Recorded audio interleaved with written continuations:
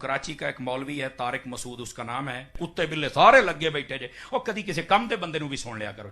एक स्कॉलर है, नाम नहीं लूंगा, आजकल मेरे खिलाफ भी बहुत कुछ बोल रहे हैं, वो उनको अपना बोझ निकालने का मौका मिल गया तो मुझे कहते हैं इसको शादियों के अलावा कुछ भी नहीं आता। तो कभी आप मिलें, इंशाल्लाह हम आपसे कुछ सवालात करेंगे तो आपको पता चलेगा कि हमें शादियों के अलावा और क्या क्या आता है।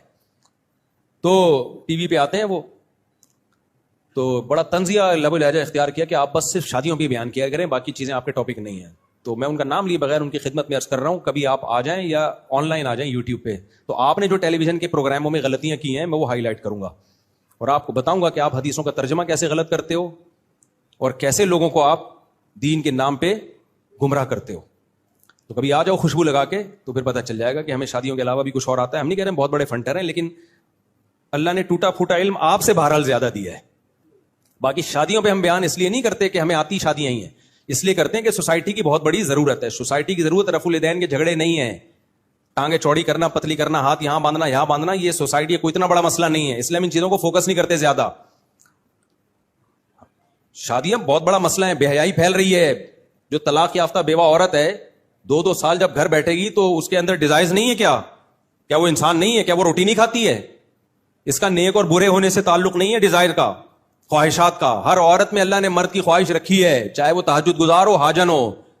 हर मर्द में अल्लाह ने औरत की ख्वाहिश रखी है, अगर वो जायज तरीके से पूरी नहीं होगी तो मुंह मारेंगे लोग इधर उधर जाके, और हो रहा है ये। तो जिसको ये सोसाइटी का ये पता हो तो वो बोलेगा शादियों पे भाई।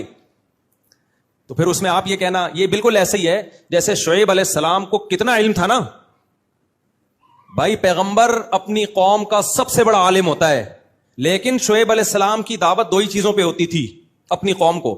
नंबर 1 शिर्क छोड़ो, नंबर 2 नाप तोल में कमी छोड़ो।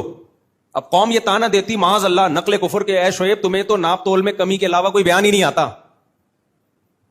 तुम्हारा तो इल्म घूम फिर के किस पे आ जाता है, माज अल्लाह नाप तोल में कमी ना करो, हर वक्त यही बयान करते रहते हो। इसका मतलब तुम्हें माज अल्लाह इसके अलावा कुछ और नहीं आता। तो ये ताना सही होता? गलत। शुएब अलैहिस्सलाम कहते हैं हम पैगंबर हैं, अल्लाह ने हमें जो इल्म दिया है वो पैगंबरों का इल्म किसी को नहीं दिया होता, लेकिन तुम्हारे अंदर जो खराबी है वो खराबी ही नाप तोल में कमी की है और शिर्क की है, लिहाजा मैं इसी पे बोलता रहूंगा। तो ये जो मुझे ताना देते हैं ना इस मुफ्ती को शादियों के अलावा कुछ नहीं आता, लिहाजा शादियों में बोला करो, तुम पे शादियां ही अच्छी लगती हैं।